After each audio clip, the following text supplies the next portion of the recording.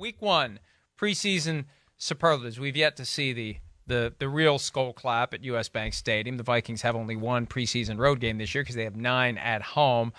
Let me start. I'm going to start with Serenity Now. Serenity Now goes to Jalen Hurts. This is a combination of what happened on Friday night and what Nick Sirianni, the coach of the Eagles, had to say about Jalen Hurts on Sunday.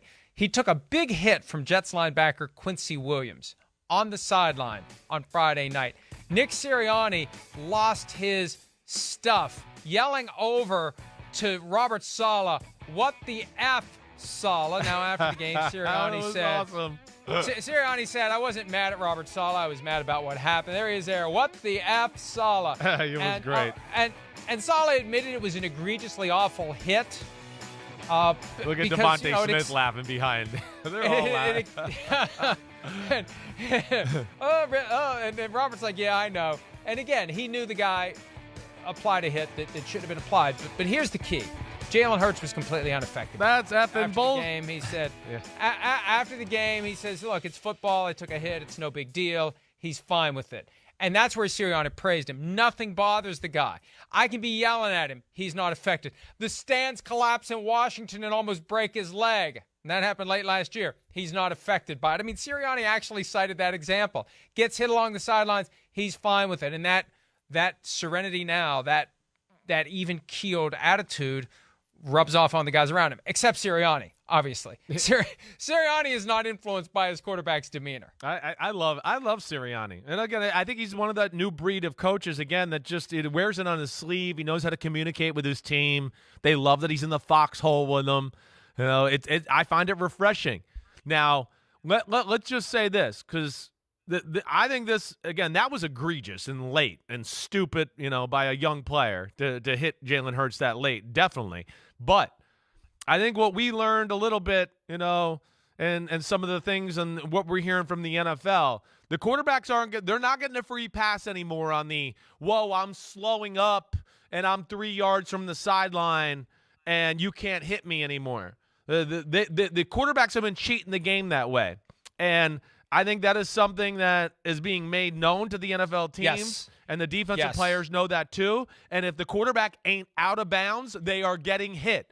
Not if you're in the air on the way out of bounds or it looks like you might go out of bounds, you are going to get lambasted. This is the way the league is going to go this year. They can't. How many, like we talked about this when we were out in the Hall of Fame game. How many times a year do we see Josh Allen or Mahomes run to the sideline and act like they're going to pull up and then tiptoe down the sideline for 10 more yards because everyone goes, whoa. So this is something I think the running quarterback will have to get used to.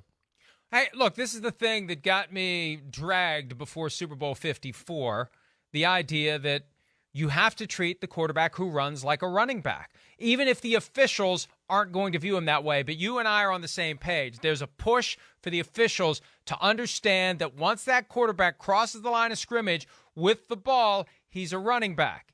And there was a flag. It was the Patriots-Bills game that I think the NFL recognizes shouldn't have been a flag for a hit on Josh Allen because, we got to protect the quarterback. No, you don't. Once he's got the ball and he's downfield, he's no different than anybody else. But the thing is, the boundaries change. So if you have coaches telling defensive players, I want you to hit that guy when he runs, you're going to have guys that get hit late because instead of the defender pulling up on the edge of the sideline and letting the guy go 5 or 10 more yards, you're going to have the defender apply the hit, and sometimes he's going to apply the hit when he shouldn't. And that was the first thing I thought of when I saw that. Right. Robert Saleh is telling his guys, you hit the quarterback when he runs. Quincy Williams just got a little overly aggressive. Exactly right. But yeah, and then, and of course, who are they playing week 1? Aren't they playing the Ravens, right? We talked about. So they're getting used to run. They're getting ready for running quarterbacks, and I think that's going to be the Jets. Yeah. Oh. No, they got the Ravens. Yeah, right. The Jets don't have the Jets. The Jets are playing the Jets. That's impressive. That would guarantee they would win a game. The Jets should want the Jets on their schedule to get to 1-0. Yeah. Correct. All right. Mild brain fart. Go ahead. All right. I think I'm going to go still, room to learn or, welcome to the NFL. Room to learn. And I'm going to go with Malik Willis here. Malik Willis, first off, very weird circumstances where he got pulled in the middle of a drive in the third quarter of the football game the other night against the Ravens. Malik Willis, I love the way he looked. I really did. He's big. He looks and plays big. We saw him run with a great, highlight touchdown. And his arm and his motion and throwing, to me, it pops off the screen. I love Malik Willis's motion. But at the same time, he turned down he was too run. He was too reliant on his legs. And I think he said that after the game. You see here, there's real talent in this kid. There's no doubt about that. But wow, when you watch it back, he missed a nice little flick of the wrist. It's awesome. But yes, Vrabel said it. He didn't want to throw the ball. Yeah, he was looking at the rush a little too much. He was trying to make plays that way. And when I watched back that film a little yesterday, yeah, there was people open. And he's just got to learn that a little bit. But this is where I also wonder, because so rare to do that.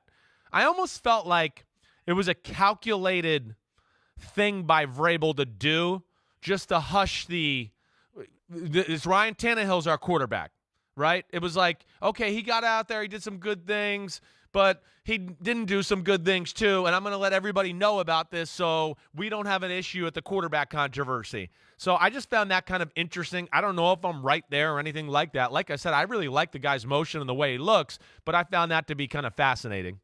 Look, I think that there's some degree of disconnect between Vrabel and GM John Robinson. I think it was there with Julio Jones. I think we've seen it there with other players. Well, the A.J. Brown trade.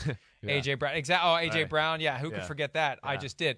But I this may have been something that Vrabel looks at and says, "Come here, you're already making my life hard enough. You're trading away A.J. Brown. Now you're bringing in a quarterback that everybody's going to think is the next starter, and I got to try to balance all this. Thank you so much for that." Next one for me, Kevin Colbert did it again. Now, look, it's going to take a lot for the Steelers to have a draft class that rivals 1974.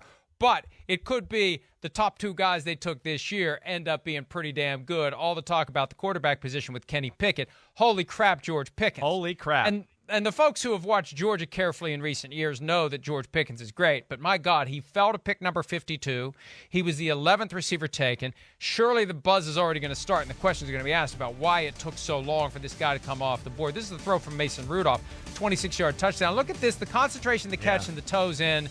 Touchdown for George Pickens. And the thing that impressed me even more than that, this was in the first quarter of the game. He's got a guy up on him. And the best way to keep a guy off you in press coverage is to start putting guys on their asses, which is exactly what he did. Look at this. But my goodness, the force from that that is an NFL defensive back that George Pickens put on his ass with a mild shove. Yeah, no question. No question. He'd been getting a lot of buzz. He would have been a first-round pick if he could have played a full season last year. He had a knee injury or foot injury, I can't remember. It was something lower leg, and only really played in the national championship game and the SEC championship game. But yeah, I was thinking the same thing, Mike. These damn Steelers, here they go. They got some eye for wide receivers, and that was pretty special. All right, I'm gonna say, just. I don't even know what my phrase I want to hear. I just want to say, it's preseason week 1. Don't start a quarterback controversy yet, all right? Just shh. Because I sit there and watch the Giants-New England game, and I get done, all right? And my man Michael Irvin comes on, who I love. I love Michael Irvin, so I'm having fun with him here. But he starts pumping Tyrod Taylor. And I missed kind of some of the start of the game and everything else, so I'm going back to watch. I came into the house, actually, and he was talking, and I was like, whoa, Tyrod Taylor must have tore it up. Uh-oh, there's going to be a controversy here. First off, Daniel Jones did well. He had a ball dropped on the 2-yard line that would have been a first down to continue the drive.